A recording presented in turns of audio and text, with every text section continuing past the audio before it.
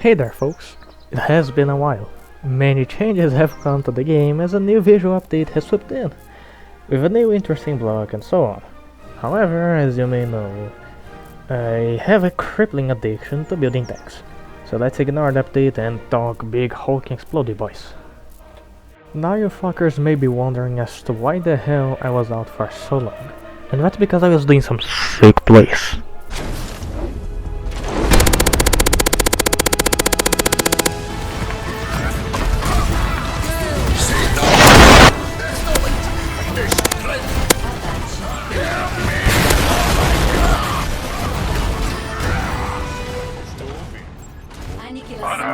O resultado não poderia ter sido melhor. That one got me to masters. Oh yeah, Trailmakers, thanks. That's right. I'm making this MBT guide for two reasons. And the first reason is, many new tanks have appeared since my last guide, you know, the one I made a few months ago. And I really appreciate you guys for that many views. And, well, many new tanks since then, and also, because I'm going to be honest with you, the audio in it is so bad, I just view it as a moral obligation. Because, like, I gave myself ear cancer when I tried to listen to it, so I'm trying to fix my wrongs and have something that's actually not going to be sent to the Geneva, like, fucking Geneva Convention, just violating all of it. An MBT. It is agile, powerful, and very well armored, just like this guy right here. And going forwards, I am going to dissect what we can do in this game to make that in a very functional, good-looking package, just like this really nice-looking T90M, at least for my standards. Agility is not a hard task to accomplish in this game, but for an MBT it can get tricky rather fast if you don't play your cards right. There are heavy vehicles that must be quite mobile, so you're going to need a lot of horsepower to achieve some satisfactory results. For this, a bunch of Draco engines should suffice. They are quite powerful and they really don't care about weight a lot. But you will need a bunch of them to make it work. For example, this tank right here, it's really not the fastest, and it is currently using 4 Draco engines in its systems to make it work like this. It is also important to make sure your wheels have decent clearance, that is, some space in between the chassis and the ground, just because this is Trailmakers and we need to avoid as many ground glitches as possible, just try to keep the build away from the ground a bit. And suspension is honestly not a must if you build a vehicle, like I will in this video. The weight is so much that any suspension you place in here is just going to fold over. Like, it's really not going to do anything, so you might as well just not have anything. It's just going to be a complexity drain, unless you really go balls deep into the suspension to make it really resistant, or you just make a lighter vehicle. But for MBT we're going to use a lot of weight. It's going to get really messy really fast. I, at least, usually only use suspension over here in these front wheels like this, just because it helps absorb some impact here and there. Another important bit is just how agile your turret is, and just how precise it is. Many players have different preferred speeds. Some, like me, prefer to make them quick, just for the sake of good response times. Others prefer to keep them somewhat slower, just so that they have an easier time aiming some long-range shots. But if there's one thing that unites both sides of the spectrum, is on how stable a turret should be. Having a turret that wobbles around is about the worst thing that can happen to you. It's hard to aim, position, take sick videos of your tank as it moves around without it having a proper neck. This is caused by your servo just not being built to handle all of that weight. Whichever factory we are stealing these servos from really did not have in mind that they would be used to move a few hundreds of kilograms apparently. How do you make it so that your turret does not wobble? There are 2 main ways of doing so. First off, there's this double servo trick right here. And This is a contraption that uses both of these servos as placed like this, and what it does is that it allows 2 servos instead of only 1 to apply their force against the turret, you know, when spinning it around and also when making it stop, you know. So it does greatly strengthen your turret ring. It makes it way more consistent. The downside, it occupies a whole lot of space to function without it being hindered, and sometimes it's a bit buggy, which can be quite annoying. But when it works pretty well. The second way of fixing turret wobble, and in my eyes just the easiest, is to just straight up like plug some gyros with no controls in them in the turret. You can move their strength around and allow their dampening effect to do the correct thing. It's not 100% fix, but it's easy to fit them in, and it most certainly is a 90% fix. Like, your turret is going to wobble way less. Let's talk about tank steering. Any tank of respect has it. Don't come over to me with a tank that uses hinge steering, you know, like car steering. That is cringe. Tank steering, it really isn't that difficult. All you need is at least 2 engines and a bit of logic. So you come over here and like it can be any one of these logic blocks. It only has to be able to put an input. And for this side, I'm going to make it so that it is like this. And on this other side, we're going to make the opposite. And we are simply going to make it so that this engine only has effect in that side, and the opposite is true over here, as you may see. And when we drop this boy in, as you can see, it already does tank steering. If you want to make that steering stronger, all you really have to do is to just like plug in a gyro. Makes it much faster, much more consistent. And depending on the weight of your tank, just how big it is, this might be a must. But I would seriously recommend that you plug in both of these, both the gyros and this whole engine trick, together in every single tank you make. For the simple fact that if you only have gyros going on, doing the work, the steering becomes quite poor in certain terrain. Like, it's really not going to do a whole lot.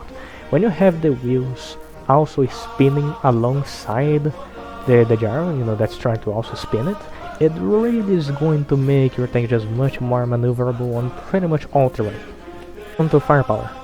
May seem easy at first, but there are a few things to keep in mind. First off, what cannons are you going to use?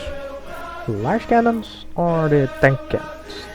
It may seem like they are pretty similar, but there's actually much more that meets the eye about them that really makes them kind of alike.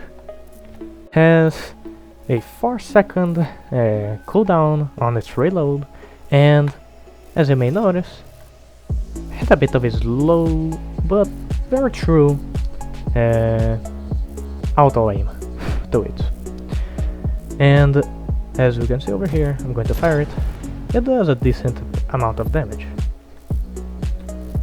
The tank cannon, on the other hand, whenever you fire it, it has a 5-second reload, and it does not have auto aim.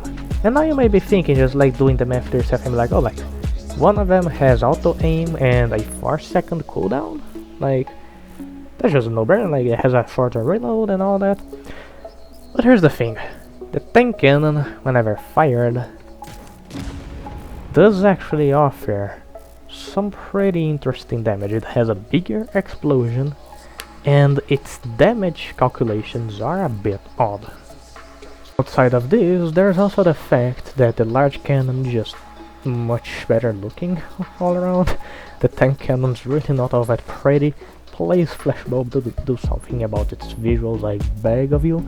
But overall, like, these are the differences, and that is the first choice you should be making. And 2 is just how big your cannon is going to be, and if you are going to use either servos or hinges to do the job. And I say that because you can either do a tank cannon like that, which is a bit prettier, you know, it's just a 1x1, a longest rod, or you're gonna have some really insane shit like this where it's a 2x2 cannon. And honestly, like, this really is mostly a debate of like how pretty and realistic you want your tank to look, but you do as you do. And talking about what is holding the insides of these things, what is moving these cannons up and down, usually it's these two that come to mind: the hinge and the servo. Both can move a gun up and down, and they are pretty popular systems, and each have its advantages and disadvantages. First up with the hinge is that it is pretty small, it is pretty easy to fit, it can move some of the smaller cannons with no problem, you know, it's really not something that occupies a lot of space. However, it does have the issue that it is rather weak. If you make a cannon that's even decently big, a single hinge might actually not cut it. It's going to have some issues handling all of that weight, and you just end up with a cannon that's wobbling up and down, which is no bueno. The servo, on the other hand, is really bloody good at handling with weight. You just have like a few of these and you can make pretty much any sort of cannon you want. It's really going to handle that weight well. And it does have the misfortune that it is rather big. It's a 2x2, you know, it's 4 times bigger than this thing. And there's also a bit of a caveat, is that the hinge is actually stronger than the servo. It's going to be able to take more hits, and it's going to be destroyed a bit harder than the servo, which is a thing that we should keep in mind. Now that the choice is made, and you have a cannon that moves up and down, just like this with no issues whatsoever. And by the way, I do prefer to use the hinges for these smaller and like more kind of realistic cannons. Now that you have got that, it is time that we begin playing around with some of the fancy stuff. For example, this really neat trick that is called the gun stabilization. It is something that's also very widely present in most MBTs, and it does look very cool, and it also allows your tank to be able to very consistently fire while on the move. So like, you don't really have to worry about bumpy terrain. I am missing this chicken, for example, just because my aim is bad, not because of the terrain. As you can see right here, I can do all sorts of turns, the gun stays aligned at all times. And not only that, but as you may have already noticed, you can also do all sorts of turns over here, and it does also just like stay put. So how the hell do you do that? So to get it out of the way, I'm first going to tell you how you keep the turret aligned. And well, first off, you are going to need 2 servos over here. You are going to, in this servo right here, it is going to be your turret servo. It is the servo you're going to plug in your turret to move it. And just plug in whatever controls you like. Infinite angle. Speed can be whatever the hell you want. Just like your average servo, you know, like nothing fancy. Over here, you're going to make sure that this servo right here has the exact same configs as this one. So I'm just going to copy paste this against over here. Same velocity, angle, you know, everything. But with one caveat, take out these controls. And now that they are out, what we are going to do is we are going to get 2 compass blocks over here on top. They need to be facing away from each other. It can be like any setup you want, like this works fine. And what I want to do is to make sure that they have this angle right here, this direction, and have this direction on here, and here you can see they are both looking at opposite ways. And now we are going to give one of them, can be each one, like whichever one you want, a -1. So you can see over here there's a +1, there's a -1, same stats. And we are going to plug both into both of these servos. And what's going to happen when I drop this thing it's at first going to align with itself with the north direction, but as you can see, it automatically keeps itself in place. So for example, I'm just going to slow this thing down a bit just so that, like, actually that was too slow. There we go. As you can see over here, it is very constantly looking over that direction. You can still turn it around without any issues, and it's going to keep itself locked in. Now, as a warning about the system, do not for your life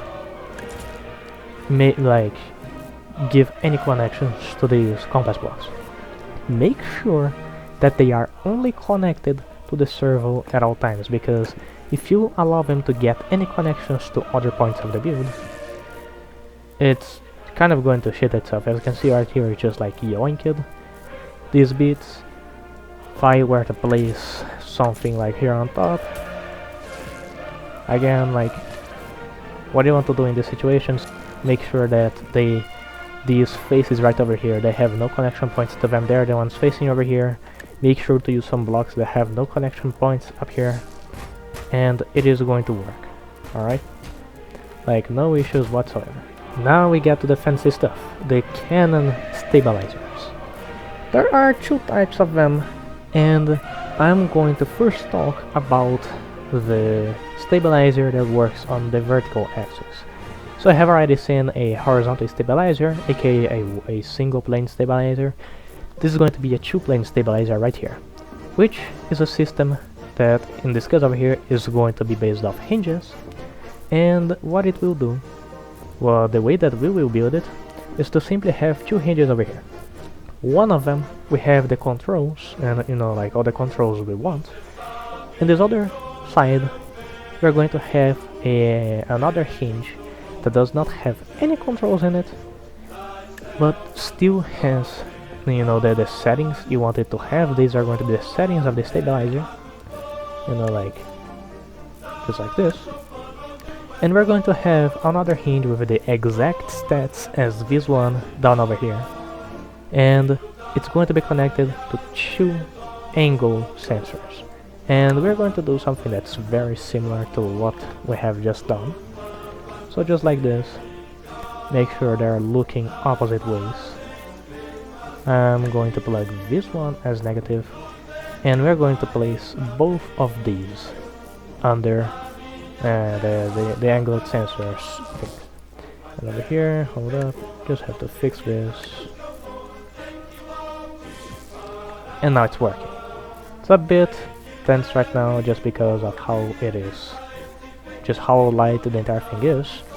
But for example, if I am to do something a little bit funny over here, alright, scuffed setup, but it works. You can see it right here.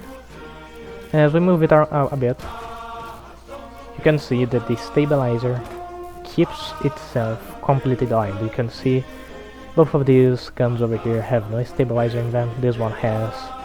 As you can see right here, it keeps itself aligned.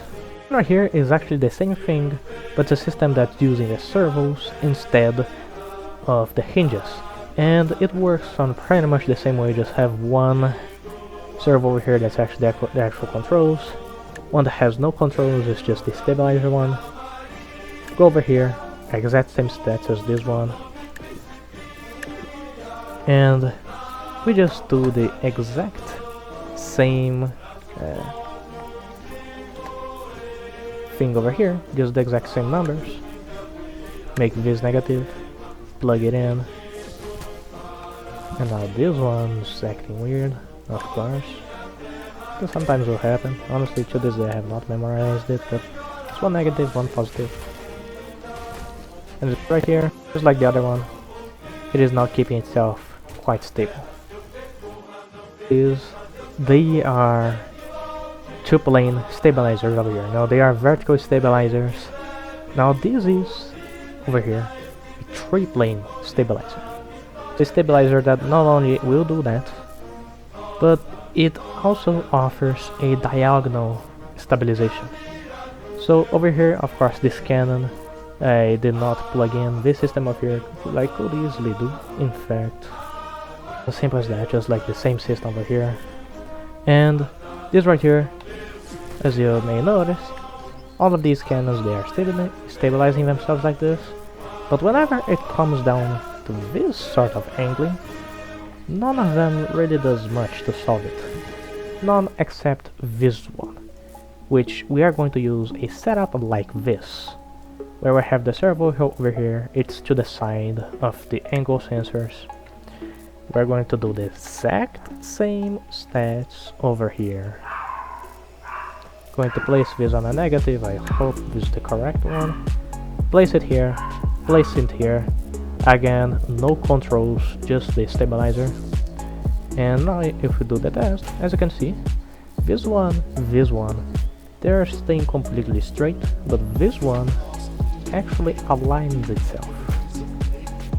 So, like, this is 3-plane stabilization. It's really useful if you're playing around hills. It's a bit of a sad thing because I am yet to develop a system like this for these smaller cannons. I know that they're like the most popular. However, if you are using the big cannons, this is a pretty neat system to have in place. Another thing to look for is how far and how fast your vehicle is going to be able to hit. And yes, that is an actual system you can make in this game. Now of course, as you look around, the basic cannon, it's got some decent range, like you aim it up a bit, you can get some decent range.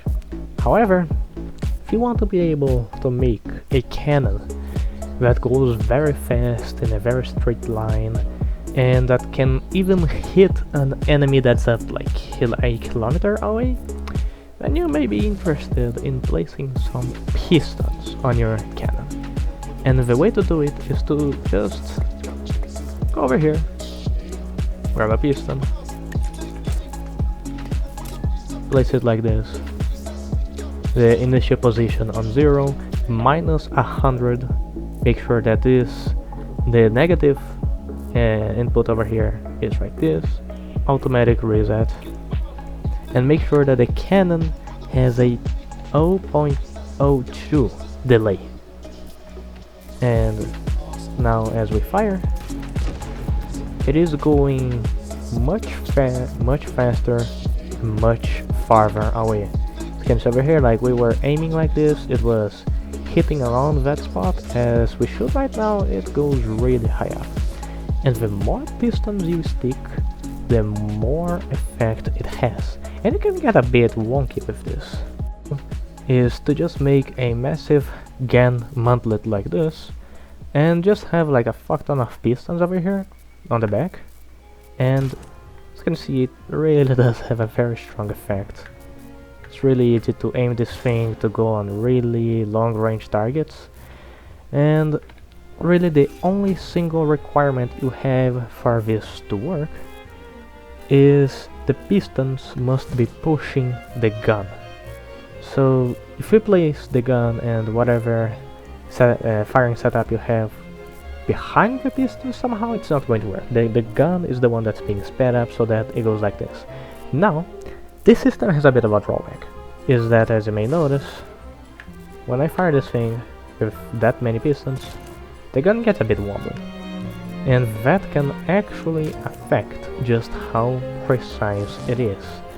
And one way to fight against that is to add a few of these pistons on the back so that they fight against this momentum. Now over here, it's already going to be a bit decent, but it's really not going to cut it.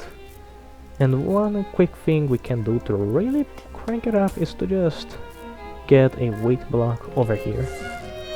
And as we fire, the gun, it's still going to wobble a bit, but the actual firing, it's going to be much more precise. Which actually leads me to another point. Another way of fighting this massive recoil is to just straight up have a bunch of weight over here.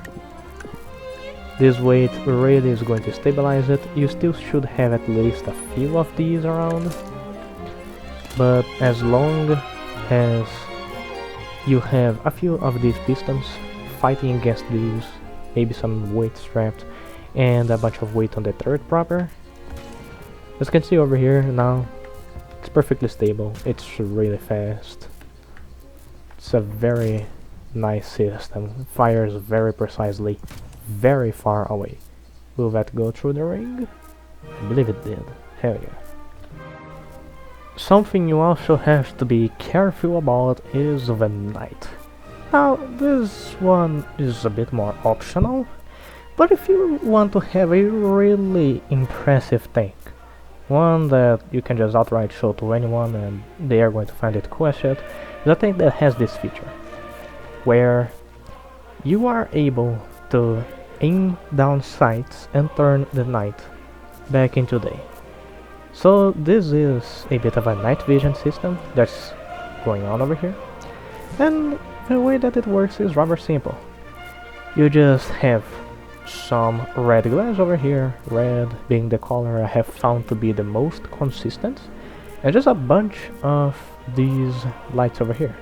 Now of course you can plug them, a few less of them over here. You can see the effect is a bit different. You can go off and around with your taste, and just by having them like over here pointing towards the back of the glass, and you can make it so that the camera you're using to aim with your cannon, maybe your commander camera, just has this system, which does make it a lot easier to spot silhouettes of the enemy on the dark. And also I'm going to mention, it really looks badass as shit. So just like a single block of glass over here, this color, this red, a shield over here just to amplify the effect a bit, have some of these lamps, and as you can see, it's pretty neat. Now that we are done talking everything about gunnery, the things you can do with your gun, and so on and so forth, the last part that we need to talk about is the armor, the survivability.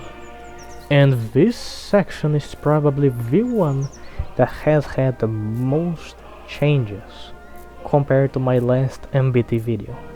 And this one is a really big deal, because new armor tech has been found, and I have already made a few videos on it, but there's also some stuff I have not covered in the past that I'm going to cover first in this video. This right here is the best possible current piece of armor in the game. Now you may be looking at this and just thinking, wait, like, this does not seem all that different from the model you showed us a few months ago, you know? Seems to be just a bunch of heavy blocks, but whenever you cut this thing around and we take a look inside, there's just a bunch of pins everywhere. Maybe if I manage to get a rather nice cut over here, you can see pins, more pins, alongside heavy blocks and 1x2 shields. Pins are something that has come along recently, and they are absolutely essential to have really good armor. Pins connected to heavy blocks, because heavy blocks, they are also very resistant, and they are pretty good at holding the pins in place, you know, because the pins do have the small issue where they only have a single connection point, which, as you may know, it's right over here. So having a strong block to hold them in place so that they don't just fall over because whatever was holding them is fallen, you have a very, very strong bit of armor. All you have to do is just make sure that every single pin is connected to a good bit, have a bunch of them, and also make sure that they are not exposed, because of course they are pins. If you do just leave them like on the outside, they may connect to something, can get messy really quick, but overall they are incredible incredibly resistant, and you can plug them about anywhere. Let's say I come over here, I just want to add more resistance to this thing. Just like add pins over here on the back, just like this. Like, oh, like you want to go even further beyond, just like this. You can just like get a whole pin party, and this is actually going to do an amazing job. And the reason it is so good, it's because pins, they have a 30 of old, so they are incredibly resistant. So as you may see over here, I'm just going to keep firing this rocket. Notice the bits over here on the ground, we are suffering the most, while the main armor bit is just not dying at all. So you have the main front plate over here, but we also have these special bits, as you may be able to see. Bunch of heavy blocks over here on the front, and what this is a skeleton. And the reason I am spreading so many heavy blocks across the inner structure of the tank over here is simply because they do an amazing job at keeping it together.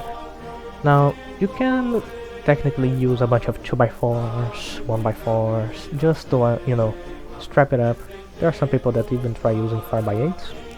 However, when you do it like this, especially in a section where you expect to take a bunch of hits, like the front where we are right now, it is going to make it much tougher. It's really going to be hard to crack this thing open. It's very good defensively. It is an amazing thing you should have. Skeleton, it's really not all that much about just being like pure armor, but more as something that holds the vehicle together. And you can actually take a lot more hits by many sorts of weapons simply by having a few of these heavy blocks across the structure. And another thing you can actually do is to make a bit of inner protection towards the insides, because the armor here on the front is all good, you know, you can take a bunch of hits here frontally. The armor here is so goated, you're just going to take forever for this to break off. But what happens if a rocket hits this side over here? You know, in combat it's going to happen. Not always you're going to take hits straight on. What about that? As you may have already noticed, I have over here a bunch of these pins over the insides, and what they do, what they act as, is akin to a Spall liner. And the Spall liner is, in real life, it is something that absorbs a lot of spalling that comes when a tank or another projectile hits a tank. It avoids spalling from going all over the insides. Okay, it's really just this internal layer of protection that a bunch of tanks have. And this right here, all of these pins, they have a lot of wound over here on the inside, and they actually act like a sponge for any damage that's coming from the outside that hits these odd spots. They have a chance of absorbing that damage and not allowing it to break through into a very special compartment. Let's say like these dynamite sticks over here.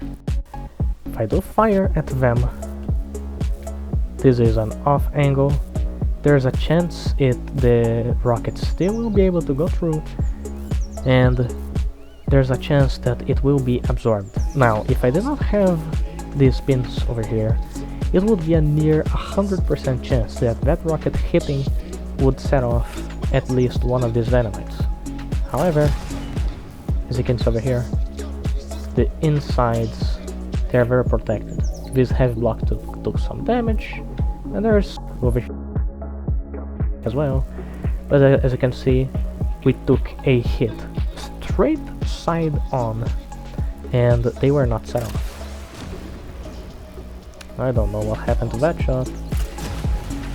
You can see right here again, bunch of damage over here, damage to the pins, to some of the heavy blocks, but the insides, they're still doing very well. And again, like there's this idea of this skeleton once more. You can see that like these blocks are already kind of giving in, but these heavy blocks, they are doing amazing. They're just very tough to break through. There's a lot of absorption all around. This right here is a very good example of what I was talking about. Over here, another shot, another one, just taking all of these on a kind of an odd angle. And as you may be able to see, only now we lost a single block over here. The dynamite, it is very exposed. Like, it is not hidden in a bunker, it's very exposed dynamite. And it's just not being set. Quartz heavy composite armor. It is what I call this composite of both heavy blocks and these pins, alongside a very strong skeleton and these Spall liners, can make your tank an absolute beast, very, very difficult to take down. As a last bit, the only remaining thing you really should do is to add just some basic protection to the sides of this vehicle. Let me actually, I'm going to plug in some wheels, just to act like this, I think, just to give you a clear visual. I'm going to make some side skirts. I'll just picture over here, and right over here we have some side skirts going on, some side skirt action. One thing that you should do is to just plug a bunch of 2x4 shields over here if you can. And the reason for 2x4 shields over here is quite simple. This is like straight side on. It is not going to be, your heavy focus for armor. One thing you can actually do over here is to just like expand the skeleton a bit. Make these bits very, very tough. This is certainly an option you can do. And just have a bunch of these 2x4 shields. And the reason for that is I'm actually going to demonstrate it to you. Is this, if you have just like, even like these 2x4 shields, you can make your vehicle pretty much impervious to bullets. So over here I have a minigun, and this side over here, it has no shields. This one does. As you may have been able to see, it was incredibly easy to melt through that. It just immediately like began getting to the insides, These naked 2x4 blocks, they are not very resistant. Now when we have 2x4 blocks that actually have shields to them, as you can see, it's actually able to last a bit longer. And have it in mind, this is straight up a minigun that's just firing at pretty much point blank. Let me actually get a smart cannon to demonstrate. Shielded side. As you may see, it took me a while to go through. Like, this is already, your wheels are exposed. This thing can begin punching some holes through your sides now. Over here. So that's something that you should just do. Have a bunch of 2x4 shields across your build. Try to leave as few areas without shields as possible. Simply because it really makes your vehicle pretty much impervious to bullets. Like, bullets are not going to be an issue against you if you have even like these small shields. Really does help. And just like straight up, you build like this sick ass Abrams, like really cool looking. You have put in like the stabilizer, every single like cool tank I have just shown you in this video that you are about to like and subscribe to. And you have this nice tank and you just like whip it out to your friends, and one of them just has this tiny ass just shrimp tank that has a single minigun strapped on top, and it just gets to your side and it melts through you because you did not like bother putting in 2x4 shields. Very good box. So yeah, you should always put in at least a few of these shields. They really help your vehicle resist to bullets pretty damn well. So just have a few 2x4 shields, like seriously, they really help you avoiding bullet damage, they really do. And pretty much that's everything I have for you today. Now, if you have still any doubts in your mind, I am going to leave in the description one of the tanks I have built a while back that has some of the stabilization systems, that has the armor in place. It is pretty good. It's the T90 that I have shown a few times in this video. And if you have any questions, my Discord is just straight up Nosferatu TG, and you can just like add me that up there. You can like convo with me. I am on the Trailmakers official server, so don't be worried about just tagging me in there or just like finding my account there and send me a message. I am like very gratefully going to answer any questions you have. And well, more or less that's about it.